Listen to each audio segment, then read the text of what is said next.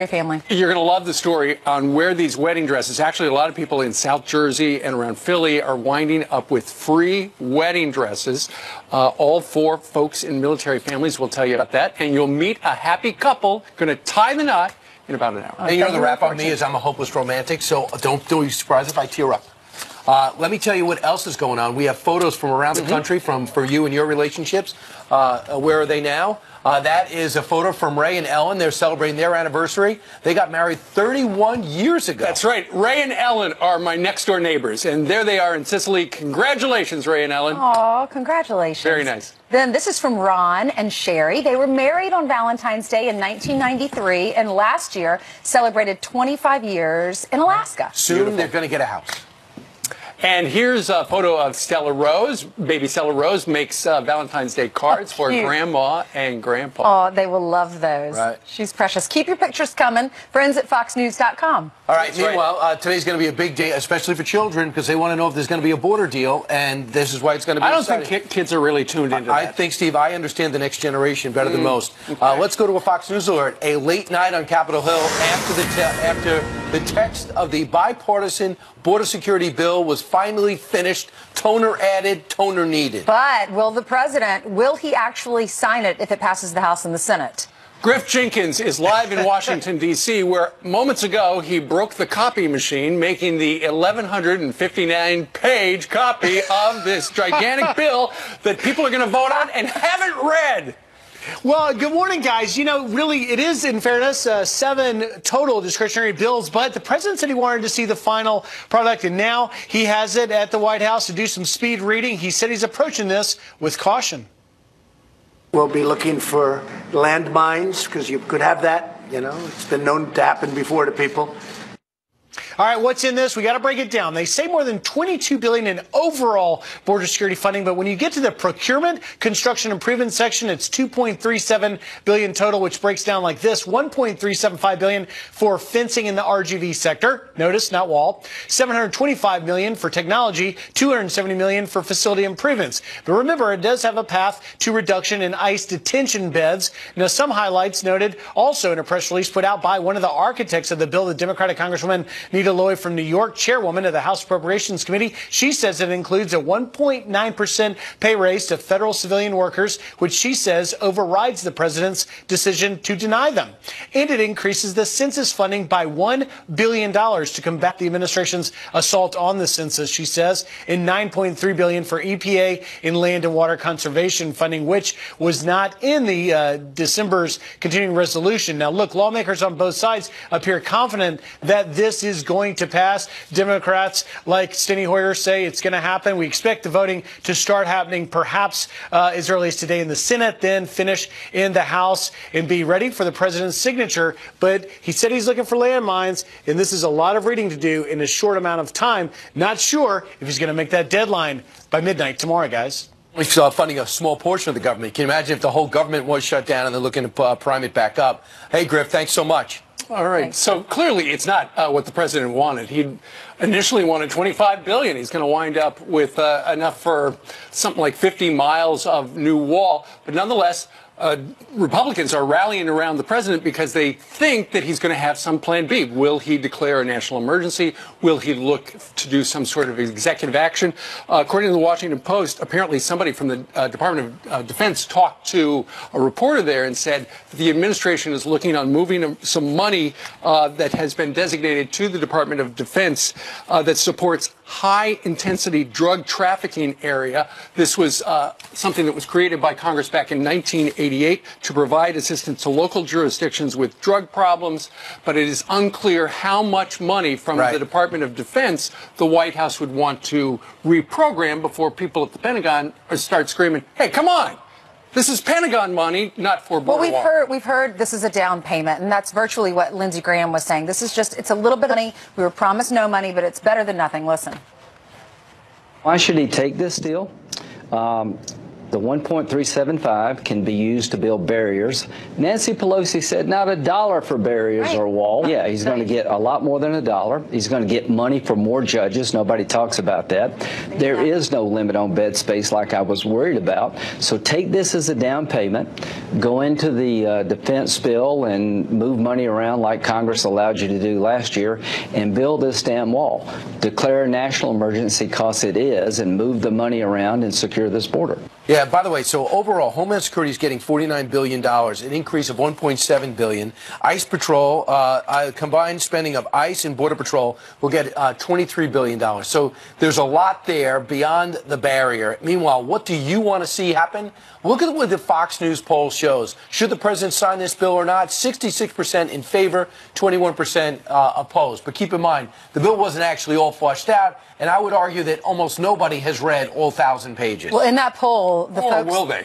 No, probably. Well, the president could get his staff to read it. He could get 11 people to read 100 pages. They've got to pass it. Nobody's going to read it. Everybody knows that it's got to pass.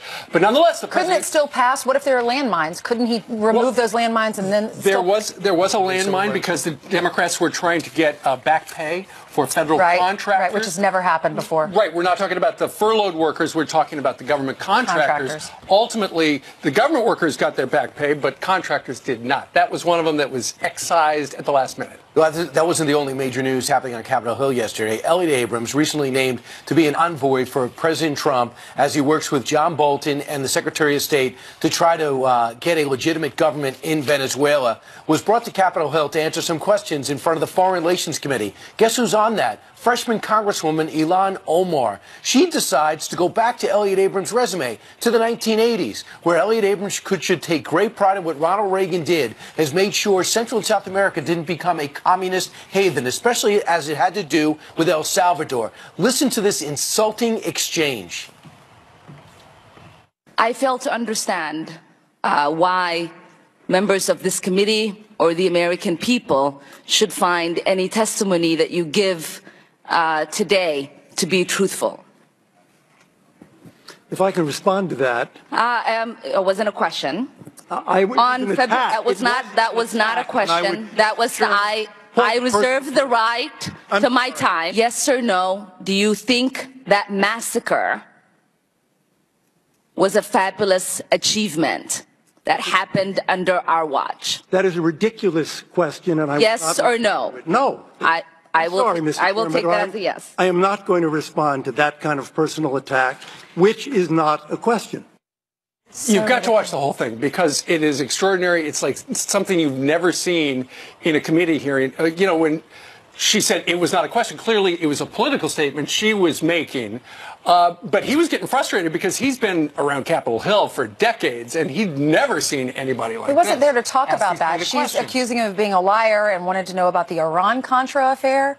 Well, she was, listen, in El Salvador, in Nicaragua, in that region, Bolivia, there was a communist infiltration in the 1980s, and President Reagan wasn't going to have it. He was going to make sure that the Russians and then the Soviets were not going to infiltrate and take over our hemisphere. So to do that, you had to do some extreme work. He's part of that work, and the efforts of that gave us El Salvador, which is closer to a democracy than not, right. And Central and South America are the president should be very proud of his foreign policy. For this freshman congresswoman to be that dismissive and condescending to someone like Elliott Abrams is beyond the pale. Democrats should all be embarrassed by her. Senator Tim Scott from South Carolina, this is what he had to say about it.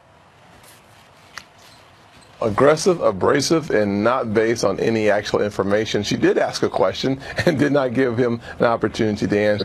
If that's the type of service that we can look forward to coming out of the House, things are in jeopardy. It's really challenging times, and one of the reasons why I support and have been the lead sponsor of an anti-Semitism legislation is because we're seeing these eruptions, and what we saw today and what we heard yesterday are just more fact patterns that many times the left is heading in the very wrong direction. Well, she has had a very busy week. Remember, it was in this past week where Nancy Pelosi pretty much insisted that she apologize for the anti-Semitic tweets, suggesting that members of Congress support Israel because of the money. It's all about the Benjamin's baby, she said.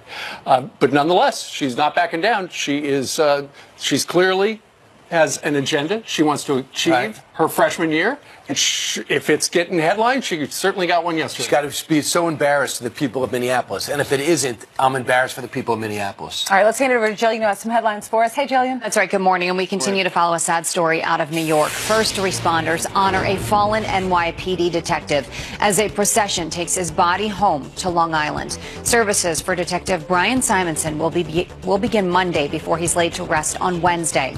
Simonson was shot and killed by friendly fire during a robbery in New York City. A sergeant was also hit but is expected to survive. A suspect charged with murder is recovering after being shot by police.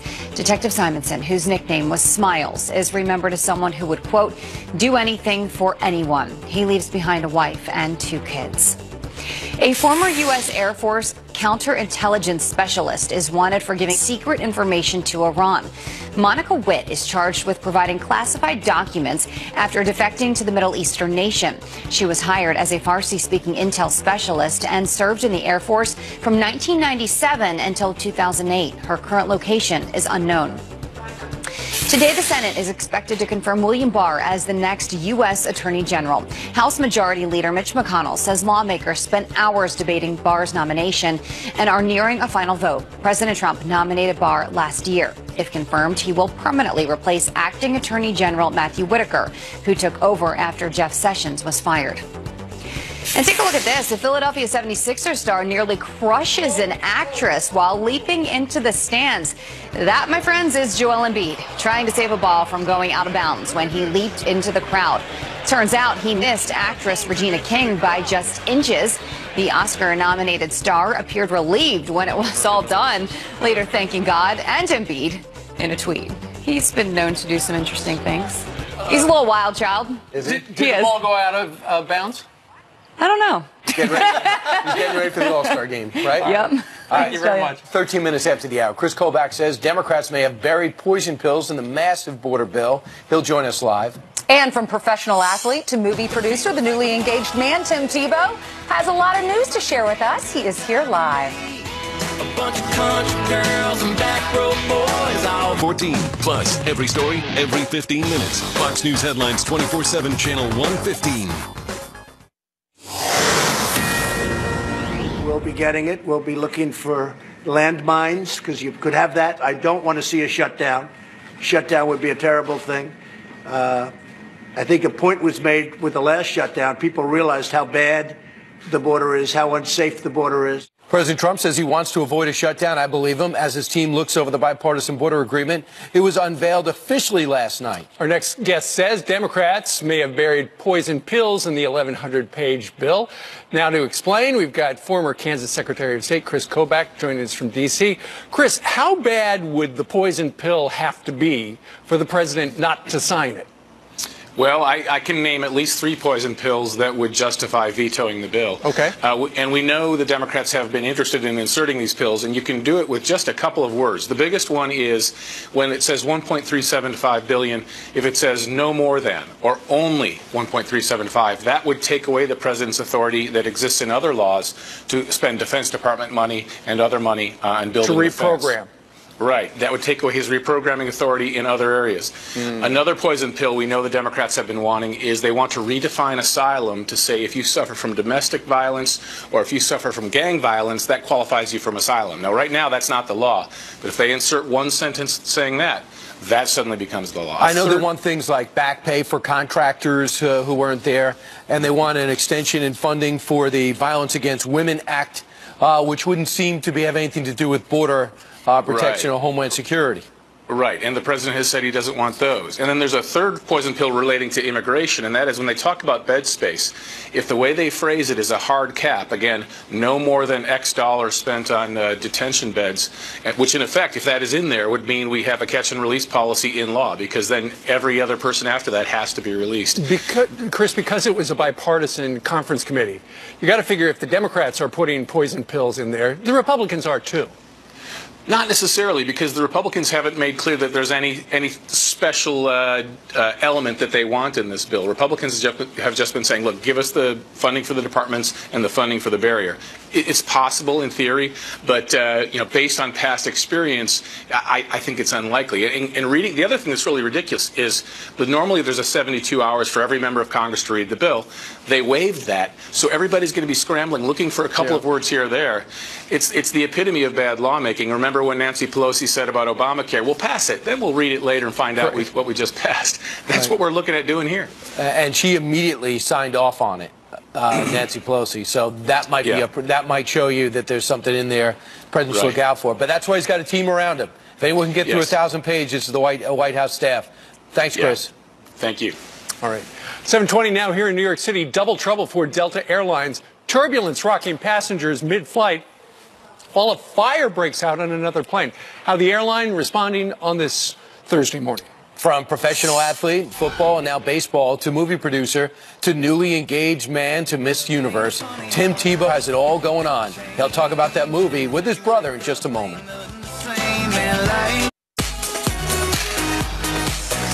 Time now for your news by the numbers on this Valentine's Day. First, $20.7 billion. That's how much Americans are expected to spend today on Valentine's Day this year. According to finance company WalletHub, about 44% of people expect to spend at least $50 on some sort of a gift or candy or flowers. Next, 250 million. That's how many roses will be produced just for today's Valentine's Day. The Society of American Florists predicts Americans will spend an average of $77 a dozen for flowers here on their Valentine's Day. And finally, 9 million. That's how many marriage proposals will happen today. Here's a picture of me and my future wife, Kathy Garrity, 33 years ago after I popped the question on Valentine's Day at the Palm in Washington, D.C. And she said yes. Thank you, Mrs. Ducey. That is so cute. She looks really happy, and she still looks like that. Y'all are a cute couple. All right, speaking of engagements, our next guest just popped the question to former Miss Universe, and she said yes as well. Right, Heisman Trophy winner, former NFL quarterback turned New York Mets AAA player. He hasn't done enough. And now author, best-selling author, and can we add this to your resume, Tim Tebow? Movie producer. You and your brother executive produce a brand new movie. We did, and we're so excited. It's called Run the Race, and it was a story that when we read it 6 years ago, we read the script. It's something that impacted our hearts, and we shared it with friends and family, and they were impacted, and we were like, we got to find a way to tell this story. And I've never really had the goal of getting into the movie industry. I just like telling stories, though. Two brothers, football, broken family. Yes, and they lost their mom, and their dad's an alcoholic, and they're trying to make their way through life, and we're all on our own journey, and it's a broken family, and kind of all our families are a little bit broken, but it's that journey together of finding faith, hope, and love, and understanding that there's a plan for your life, and how you can make it, and support one another, and loyalty, and how we're all built for community. Tim, I loved it because you tell the story from one of the brothers is a really strong Christian. The other one has a lot of questions, doesn't understand why bad things happen to them. So I think it runs the gamut. Anyone can watch this and relate to it in a remarkable way. Hopefully you can relate to it regardless what you're going through, but you can leave the theater hopefully being encouraged and inspired, It's such a good movie. ready to take on life. Sure. Wholesome movie. And you said that they come from broken homes. Here's a clip from the movie Run the Race where the brother's dad comes back suddenly. I heard you're doing real well on the football field this season, Zach. Did you? Yeah. In fact, rumor has it that you're going to shatter all my district records. Yeah, no. I'm going to wipe your name off the record books. You can count on that.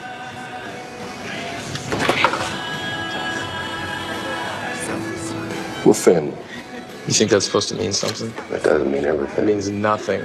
We're family. You're some dude that left us after our mom died.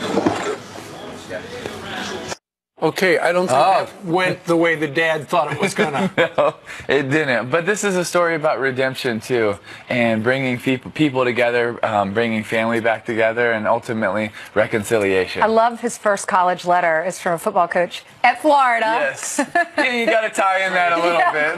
So. Speaking of bringing people together, tell us a little bit about Night to Shine, which was just this past week. It was just this past weekend, and it was the best. It really was. We had over 100,000 400,000 people with special needs, over 200,000 volunteers. We had it in all 50 states and 24 countries around the world, and had 655 different proms, and it was just so incredible to be able to have red carpets at every single one of them, and truly a night where people with special needs can shine, a night where the churches get to shine, but most importantly a night where God gets to shine, because we're truly loving everyone and bringing people together. All right, so you're a diverse guy. I watch you do commentary. We know at any moment you can go back to football. Now you've risen to, at 31 years old, AAA with the New York Mets with a brand new GM. Could be there this year. But just to fill the gaps, you also have a brand new show called The $1 Million Mile. Yes, and the executive producer is LeBron James, and it's something we filmed this fall, and it's really cool.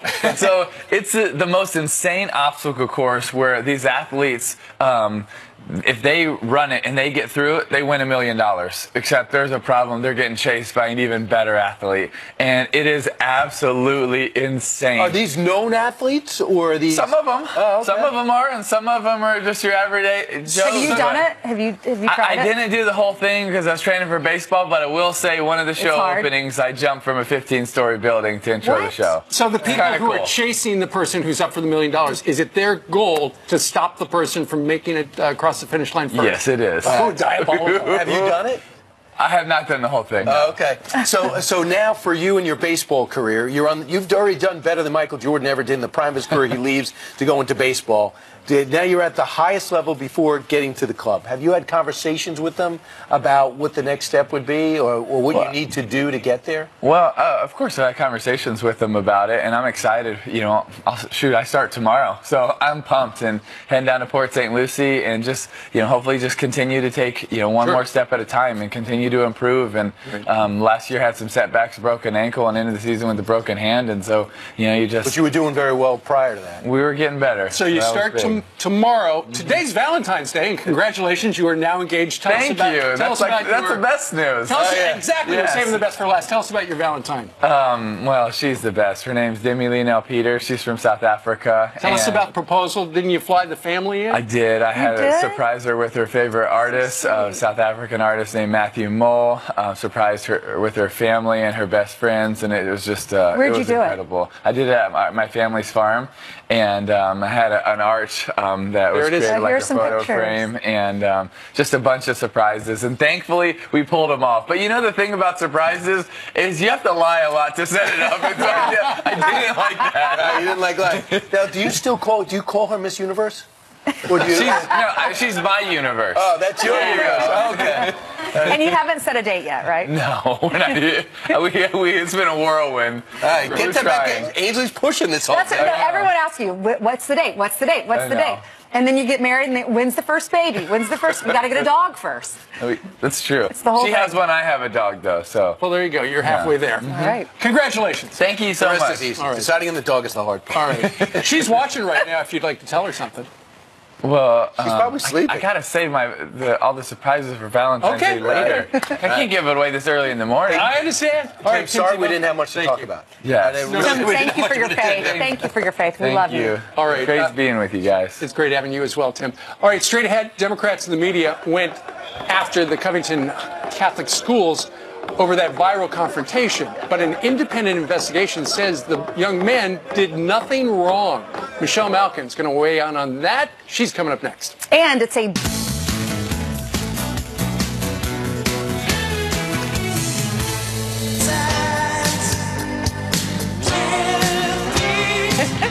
Hungry eyes, this is perfect. Is chicken the new chocolate? Because Chick-fil-A, they think so. Check out these new heart-shaped trays for their chicken minis. Look at that right there. Everyone loves Chick-fil-A. This is the happiest I've ever seen the crew.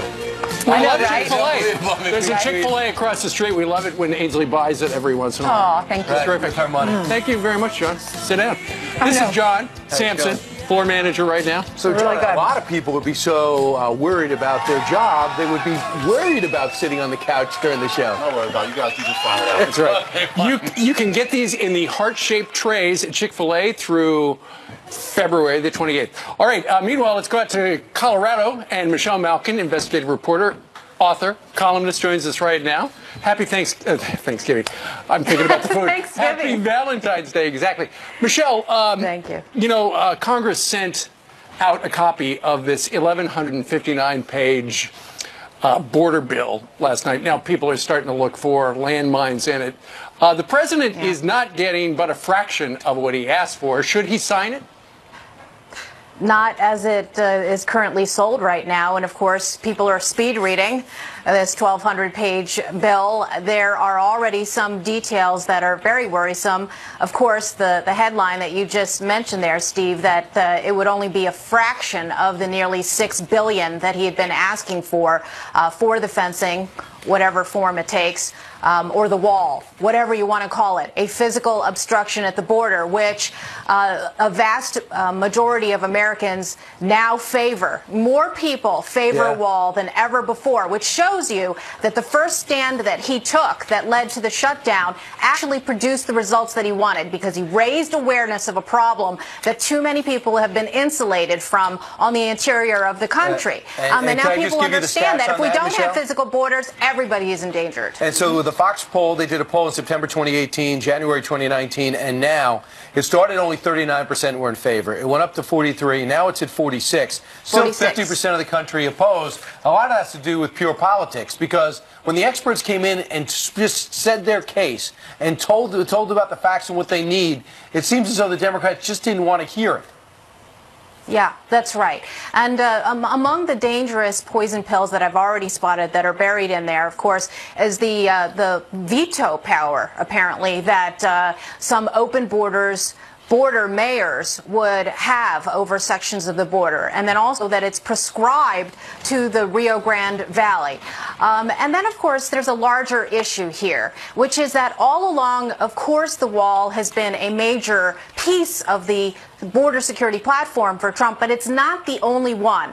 And he has said all along, and so have immigration enforcement advocates, that if you don't shut off the magnets that are drawing people here to do these drastic things and endanger their families, nothing is going to stop the flow of these caravans. And so, look, even if you buy time until September 30th, which is the Beltway game of kicking the can down the road, we're still going to have the same problem if you don't fix asylum reform, if you don't make deportation a priority for those especially who have been ordered deported by immigration judges. There is a provision in this current proposal that would increase the number of immigration judges, but then you get to the whole point of the deportation abyss, which in itself is a disaster that's been unrectified for the last 25 years. Michelle, those high school students, the Covington High School students, we saw that video of them in Washington, D.C. in the face with the Native American. Well, they were cleared of any wrongdoing in an independent investigation, and the investigators said they interviewed so many of these students, and all of their stories were shockingly similar, so similar that they have come up with the conclusion that these guys, the young high school students, are innocent. What are your thoughts? Yes, Ainsley, it comes to a conclusion that was obvious to people who were fair-minded and did their due diligence before they jumped the gun. And unfortunately, it has to be said that the archdiocese in Covington were among those who indicted the kids along with everyone else. Before knowing the full story.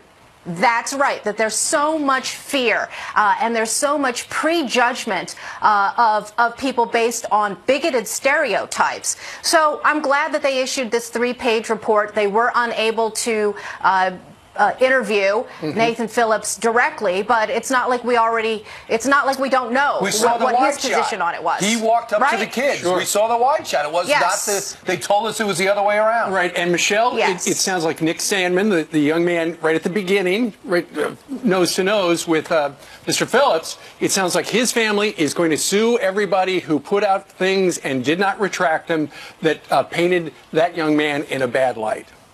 Yes, again, the theme here, and I've been talking about this for the past several weeks and months now, is that we finally have people who are willing to fight back against the defamation and smear machines. Because it wasn't just the archdiocese that jumped the gun. Why did they do that? Because of the immense amount of social media and mainstream media pressure that stereotypes people, that plays the hate card game, and nobody ever pushes back. So finally, we're going to have litigation, and these people are going to be called to the carpet.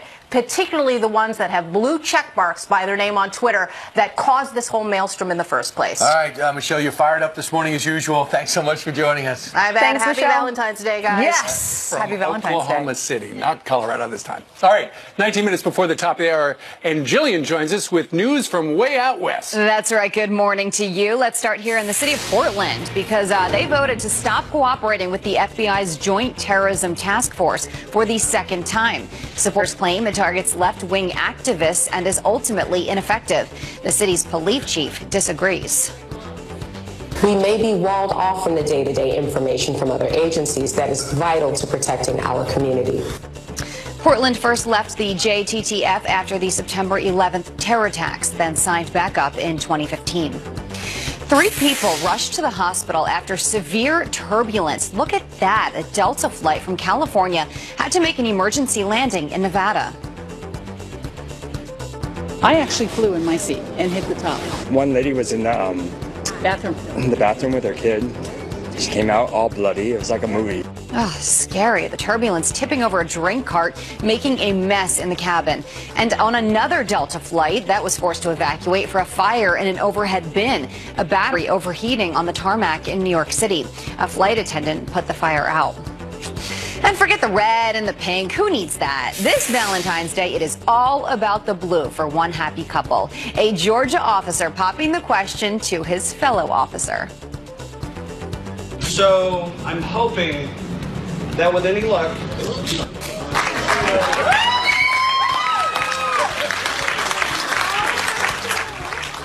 Oh, that's Officer Monty Blue Horton getting down on one knee to propose to his girlfriend, investigator Leah Elam. Their family and friends were all there to watch it happen, and of course, she said yes. So congrats to them. That's great. That's awesome. All right, thank you. John, that's terrible. He said, watch out, she's an investigator. I caught that. Yeah, Right, don't do John anything yelling wrong, out, Mr. sitting on the couch, eating chicken. It's unbelievable. The chicken is No wonder you delicious. like working the show. All right. Meanwhile, straight ahead, the left keeps pushing for socialism, some do. But Americans want capitalism, and it's not even close, according to new polls that you will see shortly. Plus, Republicans. Today marks 1 year since the tragic school shooting in Parkland, Florida. 17 students and staff members were shot and killed when a gunman opened fire at Marjorie Stoneman Douglas High School. Fox affiliate reporter Evan Axelbank is live in Parkland, Florida, with how the community is coping with this grim milestone. Hey, Evan. Good morning, guys. These students are getting ready here for a moment of silence at 10:17.